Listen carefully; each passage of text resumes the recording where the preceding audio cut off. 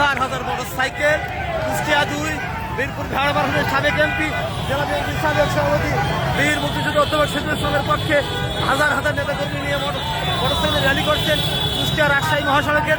তাদের দাবি বিএনপির ভারপ্রাপ্ত চেয়ারম্যান তারেক রহমানের কাছে এই আসন জিততে হলে শহীদুল ইসলামের ধানের শীত দিতে হবে, এই আসন জিততে হলে অধ্যাপক শহীদুল ইসলামের ধানের শীত দিতে হবে। হাজার হাজার মোটরসাইকেল তালবাড়ির মোড়েতে মোটরসাইকেলের লোকেরা ঘুরতে অসংখ্য মানুষ।